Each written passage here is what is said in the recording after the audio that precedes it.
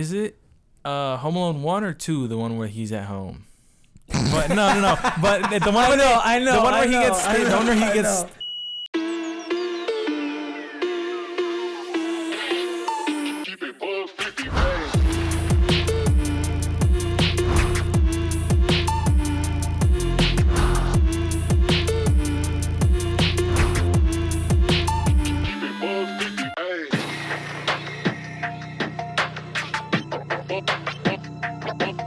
Merry Christmas, y'all! Woo! It's Christmas. Today's Christmas. It is Christmas. It is Christmas. It came out on Christmas. It's not 6 days before Christmas. It's Christmas. It's actually the holiday. Welcome to the Joystick Show, episode 219, our 5th Christmas special. Wow. It feels good. We're here to celebrate another holiday season with you, bringing you another great 12 days of Joystick, this time actually churning through them, but we'll talk more about that later. Yeah. But welcome. Well, thanks for joining us. We hope you guys are having a great holiday. We hope you got what you wanted from Santa. No lumps of coal, I presume. And if you want to know what we're talking about, boom, right there. That's those are the goals of the episode. Damn, you boomed us. Yeah. If you would like to leave Joystick a nice little Christmas present, go ahead and like and subscribe. It'd make us feel good. We just hit our new milestone. We hit 300 subscribers. Woo! Nice. I was really close to saying boom. We're so done. We're cooked. We're bringing it. The brain rot is over. Remind me to talk about that in a bit. Okay. But yeah, it's going to be a brain rot Christmas, I guess. Oh, I love that. Yeah. No, we're just going to talk about the season, some stuff we've been doing during the holiday season, and, we'll go from there. We've all been, I don't know, I can't say we've all been because I can't speak for everybody, but I've definitely been having a stressful holiday season. But Joey's also, you just said you have been. So yeah. What's going on with you this holiday season, pal? Everyone, when I talk about being an early educator, I tell them the most stressful times as an early educator is just September through December. Because September, you're dealing with a lot of the kids, like their first time in school. Sometimes they're crying or they're just adjusting to like the social norms of school and like socializing. And then October is like, all right, Halloween. And now we had to make Halloween crafts as well as, stay on topic of what we're learning about during the month of October. Mm-hmm. And then in November, it's like Thanksgiving crafts. And then also trying to stay on topic for what we're learning about in Thanksgiving. And then December, like back-to-back holidays. December is a very crafty holiday. Mm-hmm. We're making crafts for our Christmas show. We're making crafts for our families. We're making crafts for ourselves. It's very crafty to the point that I'm like constantly thinking like, what do we do now? And like, what do I have to glue and laminate and prepare for them to work with? So I was just like done. We just finished our Christmas show. That was today. I noticed you're all wearing sweaters. Did you put in the chat like that we needed to wear sweaters? No, I mean, no. I just wore a sweater. I was gonna do it. It wasn't Christmas. Jerry surprised me. Jerry came through. I don't have a lot of like this style sweaters. Hey, that counts. That counts, man. I wore a sweater because we had to be like a bit more professionally dressed. So I was like, all right, dress shirt and a sweater. You telling me you didn't just want to dress up for the podcast? You didn't want to just like this. You don't want to be like Dylan for 30 episodes earlier this year. Oh my God, yeah, literally. Hey, I still rock a dress shirt. I just don't have a blazer. I was editing the Best of Joystick Volume 3 last week while Jose was here, and he was like watching me do it, and like 20 minutes in, he's like, why the fuck is Dylan in a blazer every fucking episode? But yeah. No, my coworker comes inside to my classroom and is like, are you good? And I'm like, yeah. She was like, you look so done. And I'm like, oh, that's just maybe I am, but I'm so glad that this is the final week before their holiday break. And I'm like all of it's done. Like the Christmas show was the final like topping. Well, actually, no, we have to bake cookies tomorrow. So I'm still not done. But the Christmas show went well. I was practicing with them since like early December. We sung this song called Milk and Cookies. And easy. We're like, we're making milk and cookies for Santa. And what I like about that song I make them sing is there's a kick line. And my students froze during the show. So during practices, they're all screaming and happy and singing. The curtains opened and they were all like, ha. And I was like, smile, sing. But they did the dance moves, which I guess that made me happy because they did form the kick line. Kicking? I want to do some kicking. Exactly, right? They formed the kick line. They started kicking, and like all the parents lost their shit. They were like, yeah, they're the Rockets. I know what they're doing. Mikey and Connie, who are now in the audience because Nathan is in our program, they were there and they looked at my mom like, he was like, you got them to do a kick line. Look at that. They're kicking. Did we all have to do that as kids? Like, I definitely had to do. No, did you guys have to do the Christmas talent show? I did a show. I did one for kindergarten. It wasn't a talent show, I did it, but they made us all and pick a song. And then the rest of that, we had a dance festival. Well, did you do one every year? Like a Christmas show? I think. Yeah, we had to do that too. I don't know if that was like a Catholic school thing or not, but yeah, we had to do like a whole Catholic show every year. It wasn't anything big, but like every grade had to go up and like sing a chorus song together or something like that. But were you in St. Liz when we did a Disney show? I don't remember the Christmas. You know, actually, I might have been, but for both of the Christmas performances, there was like some bullshit thing where like the students had to pay to go or something like that. What? Yeah, and I didn't feel like doing it. So me and like a select 4 or 5 other students, I think it was like Ryan and like Devontae and a couple other kids, we just had to stay in the room with Mr. Godson and watch animated Disney movies. Nice. So both of those times, I just remember being in a room with like 4 guys and like Mr. Godson watching like Aladdin and shit.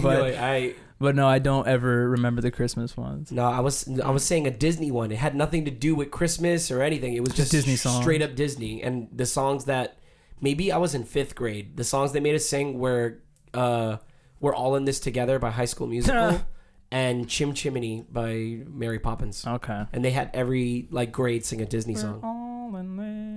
I remember because the thing is, before I went to St. Louis, I went to a different Catholic school that doesn't exist anymore. And I'm pretty sure 2 years back to back, we did Mariah Carey, whatever it's called, the fucking "All I Want for Christmas Is You." She's in Fortnite. Are parents like this shit? Because this all sounds miserable. Like this all sounds funny? Sounds like it's bad to the ears. No, hold on. I want to add to this because my coworker actually, we finished our show, but tonight is her daughter's performance, and she shared with me. She was like, "I don't want to come back here. I just want to lay on the couch and go to sleep."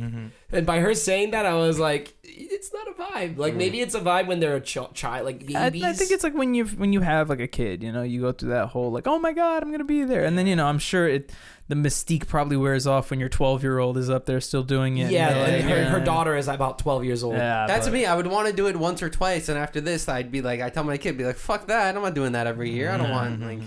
But no, another reason I brought it up in the first place was because I had to do them every year, and I just think it's funny. Did you ever envision yourself one day being like, one day I'm going to have a class of children, and I'm going to do my own choreography with them? I've never in my life. It's weird, right? That's crazy. It's like some girl back in the day in like 3rd grade that's like, no, Joy, we're going to do it this way. And you're like, I'll show you in 16 years. It's funny. I was going to ask you, I was going to ask if you had to do like the planning and the choreography and choose the song and all that. And I remember my teacher like choosing all that stuff. Yeah, they just come in and like, we're gonna do this. Yeah, we're gonna choose this song. Got it, cool. Can you guys do this? This is what we're doing. What kind of dance moves do you kids got?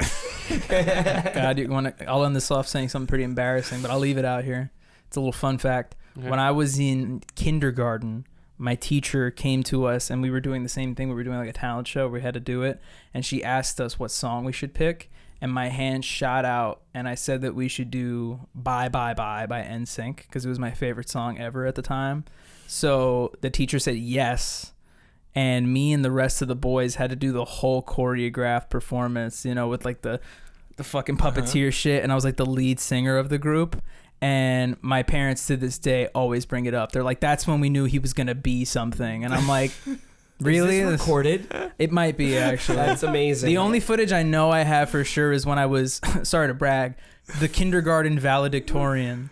And I also had to do a choreographed dance number for that. Wait a minute. My smarts, it doesn't, right? It's like my intelligence doesn't give a shit. Yeah, they're like, we don't give a fuck. Cha-cha real good. Just to have a kid do some kindergarten Jeopardy, honestly. What if they still had to do that in like high school? The valedictorian has to bust down some moves. What are you doing? And they're like, Then if I was a parent, I'd be like, I'm not going to that kid. I went to like fucking 8 years of that. I'm not going to your sophomore year Christmas talent. You know what's kind of funny? You said graduation.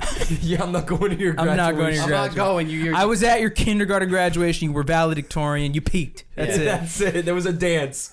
No, but you said that you wanted to do "Bye Bye Bye," my 4-year-old class, they like that song. Well, it's because of Deadpool. Because of Deadpool. Yeah. So Which they shouldn't be watching in the first place. Obviously, no. But one of my students, I was said, what song should we play next? And they were like, bye, bye, bye. And I was like, you know what? Do it. And I put on the the lyrics so they don't see Deadpool. And as it was playing, the kid just up and does the choreography. He's doing, but it's the choreography from like the intro of the Deadpool movie. Mm-hmm. So he's like doing the hips and everything. And I was like, this kid actually knows the choreography. Look at this kid. Good for him. I also see him playing with blocks like Deadpool. And that video that you sent with the guys hitting each other with the sticks, I was like, that's my students in the block center, man. They're just pretending to be Deadpool and like sword fighting. Yeah. No, that is Deadpool. Yeah. Oh, the kid is Deadpool. Yeah. He might be Deadpool. Yeah. I don't know. You should like stab him and see if he heals real quick. Right? And if he heals, he's Deadpool. Simple as that.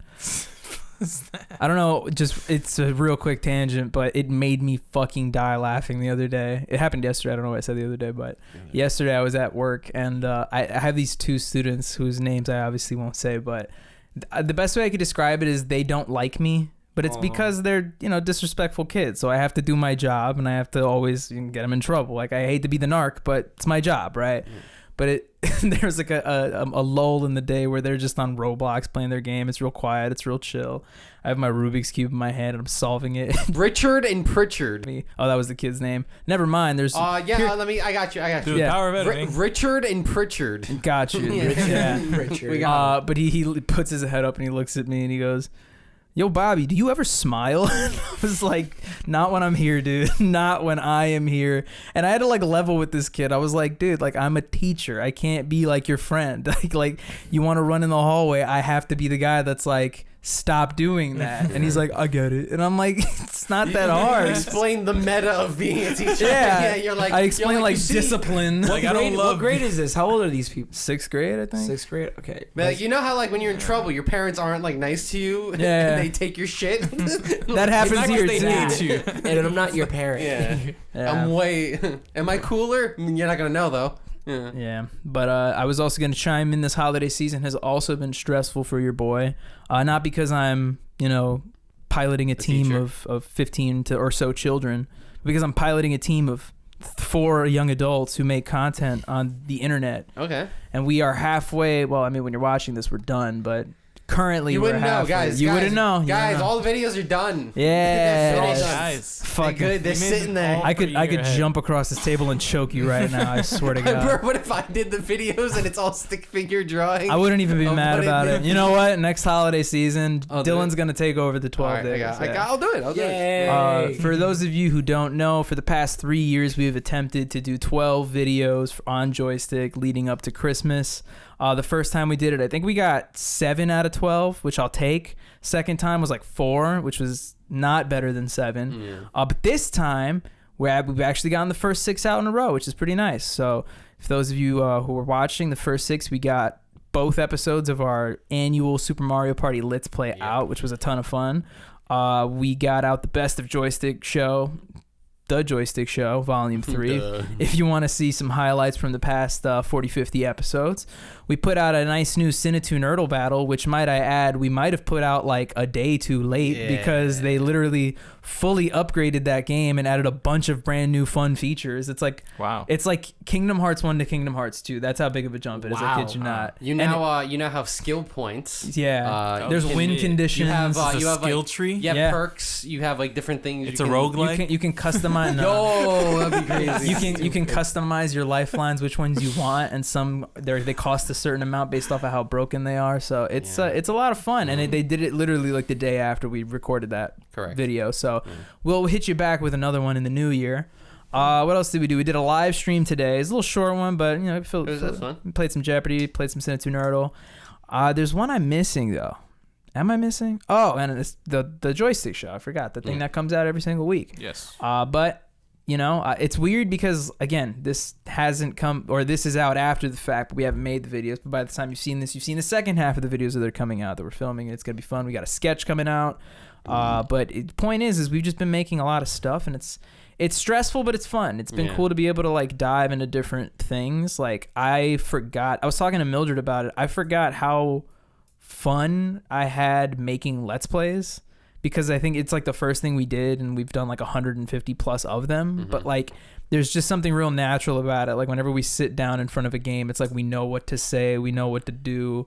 Whereas I'd even argue on the podcast, there's still times where we're like, what should we do here? It's like there was like a good like 2 or 3 episodes where like 30 minutes in, we're like this, right? Yeah. Like, what's going on here? But it worked, you know? Jumpy. But I forgot how much I enjoyed doing Let's Plays. It was fun. It was cool to edit that one and put that out. I was also really happy with the quality of everything. And we were, compared to last year, we were able to film everything, lost no footage. Things have been going out pretty well. And then probably what I've been most excited about is the sketch that Joey and I did a couple days ago. Yeah, that was. I mean, like I wasn't there for that, but like Dylan got to see some test footage upstairs. I want to be involved in the shit. Next sketch, I'm fucking holding the camera. I'm you know. Yeah, no, you're gonna be in it. Man. I'm down to hold some cameras. I mean, Joey can attest. It was like probably the most professional thing we've done on the channel to date. No word. Which is kind of funny considering what the product is gonna be. It's not gonna be nothing to write home about. But I feel like that it should have been our niche. That's kind of our niche. Yeah. So I feel like we do need to, you know. It's the essence of Joystick. We're gonna give you shit, but it's gonna look. It's gonna be. It's gonna like beautiful shit. I told Bob like when as we were shit. recording, like Mildred's even helping out and like fixing mics and fixing lights and adjusting things. I was like, this is a lot of work for what the gag is. Should be. I mean, and it made me think of Ryan and Matt from Super Mega. It made me think like this has to be at that same level. Like someone on set or even themselves are like. As they look at like how professional it is. Yeah, it's even Joey brought it up. It's funny because like we're starting the show and me and Mildred are just like film talking to each other like, do I have enough coverage on the medium? Yeah, I'll get the slate ready. And Joey's literally like, this is weird. Like this is so strange. But and I also wanted to say she will be credited properly, but shout outs to Mildred because she did like fucking 8 things. Word. Shooting. Thank you, Mildred. It was a big contribution. She was like our first AD, boom operator. So thank you for that. It was cool. And I'll show you guys later some of the footage that we got. It's pretty cool. But point is, it's been really fun to make content. I've also learned that it's dangerously unhealthy to put out a video every single day, you know, usually when people like do that sort of thing, they usually like, I know it's hard for Christmas, but like people preload it. They like do some shit in November. Well, to be fair, that was my intentions, but things just got away from us. Also, November's tricky with Thanksgiving and my birthday personally and stuff. But I think we learned a good lesson. I mean, just the fact that we were able to do as much as we did this season around, I'm not only happy about what we're going to be able to do next Christmas, but I'm also just really like looking forward to what we're going to make next year, because this just very much proved to me that we have what it takes to do different things and to do them well. And I think as long as we're just smart about how we put it out and when we put it out, it'll be awesome. And obviously, like, don't put out a video every single day, but I think 2 videos a week is like super fucking feasible. Like I was very surprised that I was able to do it. I'm at a point now where I could do the Joystick show in like 6 hours. So let's fucking make some content, baby. Let's go editing. We got like 3 scripts written, so we just got to get on that. Right, and even then, like I got some stuff in my. We just made a sketch just now before the cameras rolled. We did, yeah. All right, guys. I actually have a good Christmas question for you. I think I've asked it before, but I want to ask it again. I want you guys to really think about it. What's the best Christmas present you've ever gotten as a child? I think I know my answer. I think, I know my answer because it's the one I always remember. It's the Christmas gift I always remember. Yeah, it's the one I always go to. Same. It's this Nerf gun that had a laser attachment. I must have been about maybe 10 or 11 years old, and the only reason I wanted a Nerf gun like that, it was because I just played Resident Evil 4.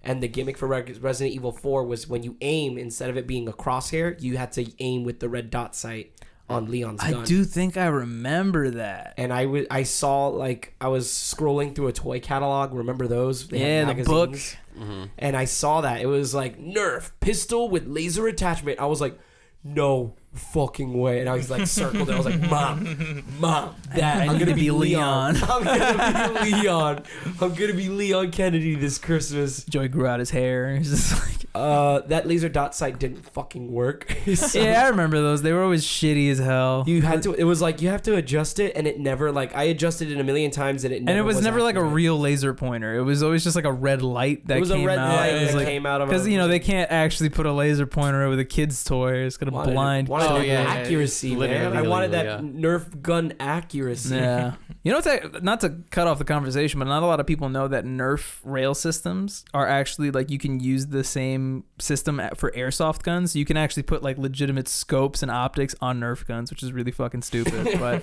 That's funny. pretty cool. That's hilarious. Do you remember what your favorite gift was? I think my most memorable gift as a kid was like, so back in the day, we didn't get a lot of like gifts like quantity wise, so we used to just like have one or two gifts like shared between me and my brothers. And I think the year that I remember the most was the year that we got the GameCube. Because that was like game changer. I don't think but to be honest, like I don't remember a lot of like what our like presents were back in the day and stuff like that. Like if you ask Andy, he would probably give you a different story than what I do. Yeah. Just because he remembers it more. Like all I remember is getting it. Like to be honest. Were Like, you like the Nintendo 64 kid? Like, Were you hyped for it? Yeah, I was super hyped for it, but at the same time, like I didn't know. Was it like a too much. situation where you wanted a GameCube, or like you knew they existed, or like? I don't even know that much. I don't. No, because I'm being honest. When you're that young, you just get it, and you're like, whoa. Like, Yeah, I think we had a PS1. I don't know. I don't remember if we had a PS2 at the time. Because if we didn't, then it would be more hype, right? Because then it's like, all right, this is the next thing. But yeah, I don't remember, to be honest, a whole lot. You know what's actually funny? I think I also got my GameCube for Christmas, but we were in Miami. I remember this story. Because you're thinking of the PS2 one. Okay. That was when like the whole Santa shit came yeah, in, and you were but, like, he's not gonna be. But this Fucking time, like Mr. Worldwide over here. No, I remember my dad. Actually, I think how it happened is I think my dad wanted the GameCube, so he just like went to Best Buy, bought it, and then didn't wrap it or anything. He just brought it back to my uncle's house, and he's like, "Oh, we got a GameCube," and I was like, "Okay, we're just gonna bring it back to New York. Cool, I guess." And That's another thing. Like, I didn't always get the gift on Christmas Day. Sometimes we were just like, "Yeah, fuck it, we got it a couple days after, and it's not wrapped." And we just went to the mall for it. It's like, cool. yeah. It's kind of the smarter way. Yeah. Dia de los Reyes, man. There's your present. Did you have a favorite Christmas? I mean, my answer was gonna be Jerry's answer. the GameCube. The GameCube. My brother hogged the PS2, so I was like, I need. Oh, you this got system. your own. And now it's like That was your own. Now the room was a 2 TV setup. We had the monitors. It was Look, actually man. that worked out the setup. However, that won't be my answer. One person that actually gave me good gifts, my grandma. Actual good fucking gifts. I asked for something, it was that fucking thing. It wasn't the knockoff version of that thing. It wasn't no fucking, oh, they didn't have this game, so we got this game instead. No, it was the fucking gift I asked for, and it was a fucking globe. Easy. A globe. A globe, easy. Sick. That's That's like the yeah. fucking That's the globe. most Dylan thing I've ever and it heard. had, in my it had a life. fucking, and this was like 2006. Was there a pen? Was there a pen? The pen was fucking wireless too. And Whoa! that's sick. I knew where he was going with that. I was like, it's 2006, and I saw they had the wired one, and I literally unplugged it, and it worked still. I was like, Do you know what we're talking about? I have no idea what you're There talking were these about. globes that had pens on them, and usually they were wired. Yeah. And you tap the pen to the globe, and the pen is a speaker and tells you the country. Like, and you tap it specifically. So Dylan had the whole fucking wireless setup. Dylan was God. and it was Dylan's grandma got the Bluetooth. It was, globe. and that was the thing too. It was like 2007, 2008. Like Yeah, it that was was so some new early shit. for like wireless shit. I was like, what the fuck? Like wireless headphones weren't a thing yet. Like Beats didn't even come out yet. Like wireless Beats, that wasn't even but a they thing had yet. wireless speaker But they had pens. but they had a wireless pen so that I can press it, and then the pen didn't make noise, but then the globe would be like Tajikistan, and I'd be like, yeah. And I was like, if you just pressed it real fast, it'd be like, you know. So You know what's funny? Shit, it's Like super those production. were hype as a kid. I never owned one. I only played with them at the stores. Yeah. But like, did you know like that's the right like continent? Like, did you know any of that, or were you just like believed whatever it said? How accurate was they? How accurate were they? I mean, it was the map. It was labeled and everything. So. Well, the map's labeled, but like the sensory for the pen. Yeah, it like was how pretty- accurate? Like you hit this thing, and it's like it was pretty- I think how it worked is that there was like a button or pad underneath each country. The only one was hard was like the smaller countries. You like couldn't really hit the smaller countries because it was like Monaco is like this big. You really can't have Monaco. damn. So But you're like ocean. I think the small ones didn't even have like Vatican City. the small ones didn't have things because it was like they're too small. You can't do it. They don't exist. Fuck them. Yeah. If I had to pick one, I've said the PS2 story on the podcast before, but I had another one I thought of. I remember when I was about 14, I want to say, maybe 15, I really, really wanted a butterfly knife. That was like my thing, you know. I thought they were super cool and I wanted one. Team Fortress 2 ass. Yeah, it was a bunch of reasons. It was that, it was Counter-Strike. Like every fucking cool video game had the animation with it. So I wanted one really badly. So I asked for it and my dad always gave me the same thing. He's like, it's too dangerous. And then I remember on Christmas Eve, he was like, I'll let you open one gift. And I was like, all right, bet. And he gave me a small box and I opened it and it was a butterfly knife bottle opener. So instead of an actual knife, you open it up and it's like to open bottles. The little I round remember shit. this in your room. It's still upstairs somewhere. We still have it, but I remember I still thought it was super cool. I brought it to like mass that night and I'm just playing around with my butterfly knife bottle opener. I thought it was so cool, learning tricks on YouTube and shit. And then the next day for Christmas, my dad was like, yo, and I opened it up and it was like my real butterfly knife that I still have upstairs. Bro. So my dad hit me with like the got your ass. Oh my god, I'm gonna do this to my kid every fucking year. Where like Christmas Eve, you wanted a gift. PlayStation 7? Sorry, I got you the PlayStation 1. Enjoy. Oh yeah, it's all fake. And then the PlayStation 6 or like fake gag gifts. Like it's like clothes, but they don't fit them. You know. Oh, when my kid undeniably goes through their like retro gaming phase, they're gonna hit the jackpot. I'm like, here you go, child. Just have a good time. Like here, you don't have to run an emulator. Here's the PlayStation 2. I think that's gonna be the thing for like the next generation of kids. They're gonna be like, wow, old gaming is fun. Like I wish I can have. And then, like you said, you just pull out all your saved consoles, and they're like, no fucking way. Have a time, kid. I do also remember a funny story. Apparently, I had there's like a problematic person from my parents' like youth that I say it like that because I don't really remember them all that much. I was young when they were around, and then they kind of like skidooshed out somewhere. But apparently, this guy I think used to work at like a KB Toys or something. And one Christmas when I was like 7 or 8 years old, he showed up to my dad and tried to give him like a trash bag of stuff he stole from KB Toys. And it was like $400 to $500 worth of stuff, maybe even more, honestly, because there was an Xbox in it, like the original Xbox. But my dad knew he had stolen it, and he was like, "Get the fuck out of here right now." He's like, "I do not want any of this shit." And it's funny because my dad told me that story when I was like 10. And I was like, "What are you doing? There's a fucking Xbox in there." But now as an adult, you're like, I get it. I see. There's a fucking Xbox in there. They should have gone. Like, there's an Xbox. There's an Xbox in there, man. That's wild. It's a completely different thing. What do the Xbox have? Just like Halo? That's it? The original Xbox? Yeah. The original Xbox had some bangers. Voodoo Vince. What was the Mario Party on Xbox? Fusion Frenzy, right? That was what it was called? Yes. Xbox had some bangers. No, Xbox did have some bangers. Yeah. What is the Ghouls and Gob? Yeah. Ghosts and Ghoulies. Ghosts and Ghoulies, the kid in the mansion. Yeah. That was Grabbed by the Ghoulies. Grabbed by the Ghoulies, that's what it is. That one's sick. Voodoo Vince is my favorite, though.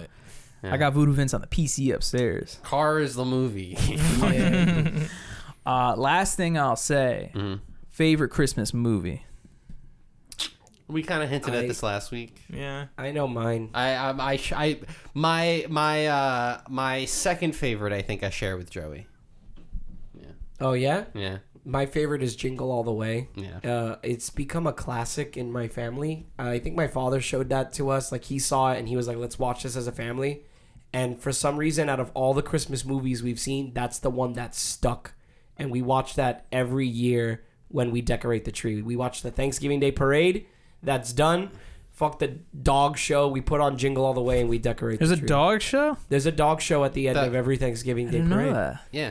Oh, wow. Yeah. Fuck the dog show. Is it Home Alone 1 or 2, the one where he's at home? But no. But the one where I know. The one where he gets. The one where he gets. I know. Yeah, you know what I'm talking. You know what I mean. No, this is a huge thing that I literally talked about this the other day. That was the I got funniest pissed. fucking I got thing pissed at Home Alone 2 because he's not fucking home. Right. On vacation. But wait. There is a part at the end where he goes to like a family member's house, and the third act of Home Alone 2 is kind of the same spiel. Where the whole shit with Home Alone 2 is since he's in New York, he's like, "Oh, I'll just go to like my uncle and aunt's house." house because they live in New York. And then when he gets there, he finds out that they're on vacation too, but their house is like under construction, so the kid can just like go in and set up traps. So he basically like does the whole Home Alone 2 or 1 scheme again, but it's at his uncle's house in New York. But you're probably thinking of 1, which is like the OG. Yeah. Also 3 is pretty slept on, might I add. I like 3 a lot. With Alex D. Linz. Never seen it. It's a different kid in 3, right? Huh? It's a different kid in 3. It's Alex D. Linz. Yeah. I think I remember seeing that. This chick's actually in it, believe it or not, and she's like 16. Scarlett Johansson. She's the older sister in that movie. And I think the new Home Alone movies are actually produced by, of all people, Adam Devine from Workaholics. Like, I think he was like really big into it. There's more? Yeah. There's a recent one that came out like 2022. A little kid with glasses, right? Yeah, he's a little British kid. He was in Taika Waititi's Jojo Rabbit. Oh yeah, He's a little British kid. Man.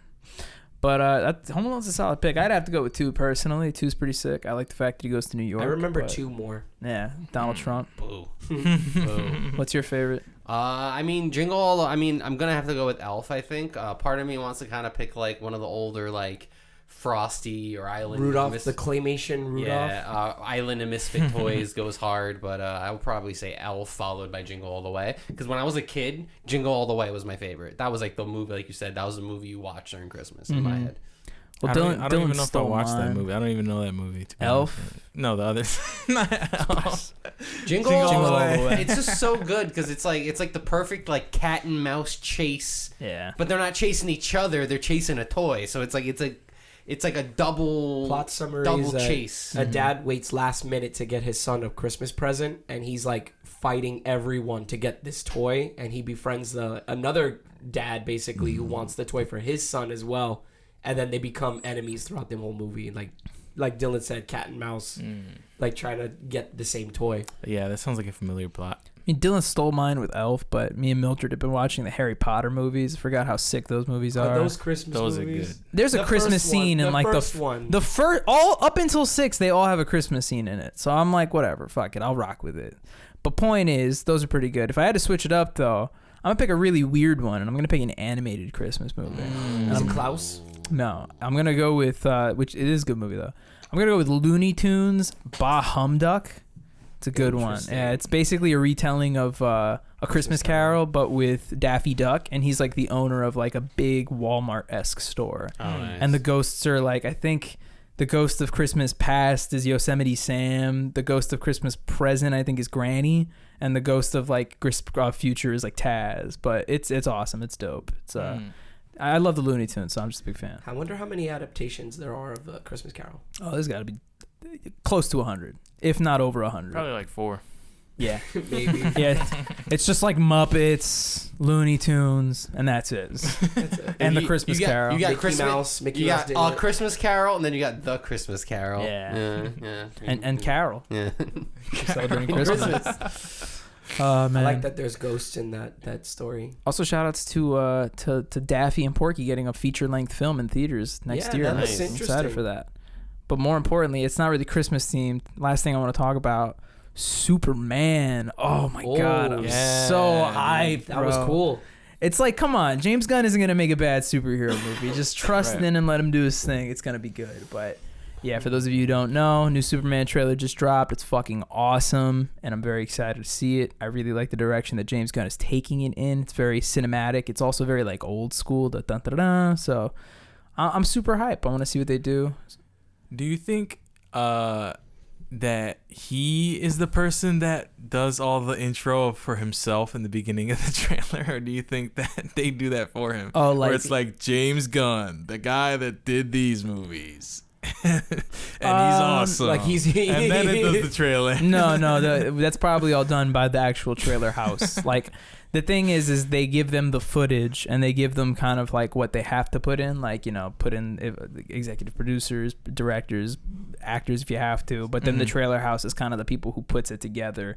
They ultimately decide, I would say, how the text is stylized and how it's like introduced on screen, but I would imagine to some degree the studio tells them like who to credit, how to credit them, when to credit them. So they were just de-writing James Gunn. They were like, this guy. So And cool. it's I'm also not fully mad about it because James Gunn is now officially like the new Kevin Feige for DC. So they're really trying to hammer it home that he's going to be connected to all their future projects in some regard. So it's like I really think DC is banking on this movie doing well because it's very much going to set the tone for the rest of the franchise. It's like, not to be as dramatic, but it's almost like how Iron Man 1 did good. It's like this one has to be just as good as Iron Man 1 was. It's like to set the motion of exactly. So it's gonna be the revival. but they got lucky because they got Jesus. they got a great guy in the driver's seat. He's gonna do some great. Who's the Superman actor? I feel His like name he is was David familiar, Cornsweet. I don't exactly know what else he's in. I do recognize Lois Lane is Rachel Brosnahan, who's Marvelous Miss Maisel, and Lex Luthor is Nicholas Holt. Yeah, From a few he's familiar. movies, yeah. And who's the dog? That is Bingo. Imagine I knew the dog actor. The dog actor.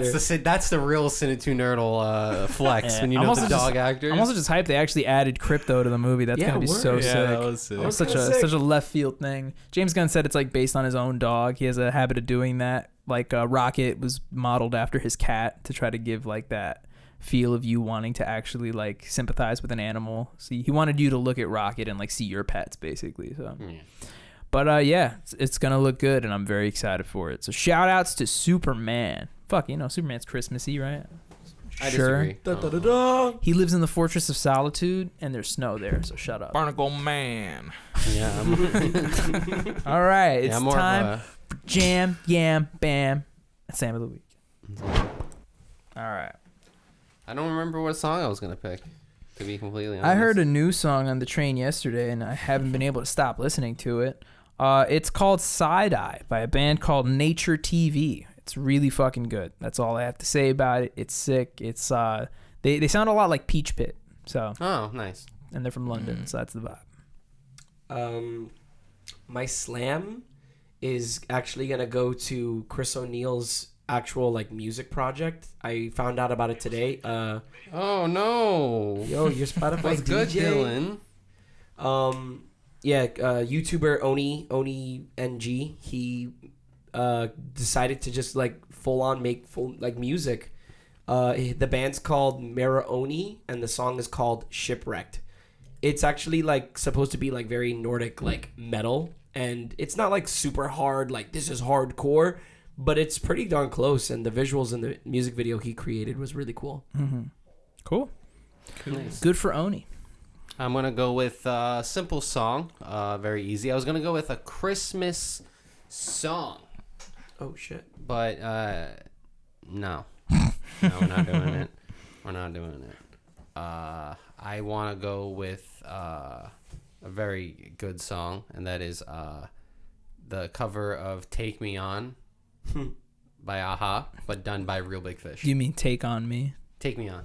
It's Take On Me. Take Me On. Do you want to bet right now? What I'm going to say is that the whole thing about being ska is being quirky. So take me on. It's Take On Me. By Real Big Fish. Is this? It's called Take On Me. I know that, obviously. Thank you, Joke, Joey. Joey. No, he doesn't know that. I'm right. Thank you, Joey. I appreciate it. Dylan's wrong. He doesn't know anything. I don't know the name of the most popular song. Dylan almost didn't even get to Final Jeopardy today on stream. So I mean, fucking Okay. dumb Dylan. All right. My Bam of the week is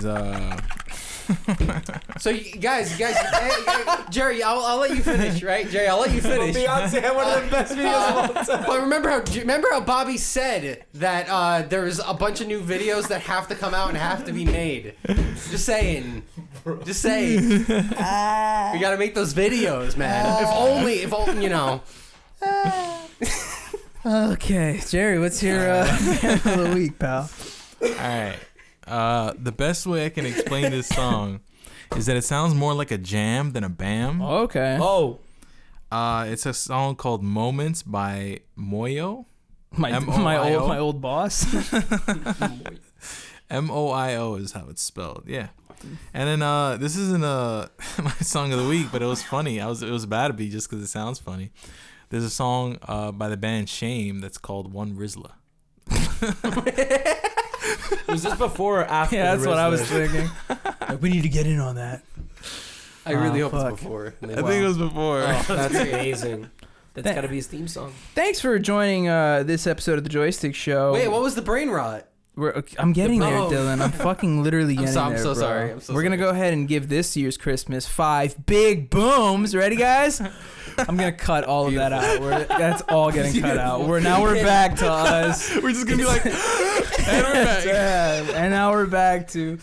Okay. Oh, I was gonna mention it earlier. I was just gonna say the reason I mentioned the brain rot thing is because I was in my class the other day, and I've never done it with the kids, but I was like, guys, are you guys Sigma? And my student was like, shut up right now. And I was like, you guys are from Ohio, and they're like, seriously, stop talking right now. And I was like, this is so too much power. Oh my god, that's fun. Skippity toilets in Fortnite now. Yeah, it's taking over. Brain rot is taking over. It's been a stupid year. Yeah. But 2025 is gonna be great. It's gonna be sick. amazing. That's what they all say. It's gonna be awesome. That's what they all say. 2025 is gonna be our year. Yeah. Cut back to the last 4 Christmas episodes where I said that same shit. But anyway, thanks for joining us. We hope you guys have a really fun and safe holiday with your loved ones. Go ahead and like this episode, make us feel happy. Subscribe as a little gift to Joystick, and from all of us, we're still gonna be here. We're not going anywhere. We'll see you next week. We love you, and catch us next week when we bring the new year. Bye.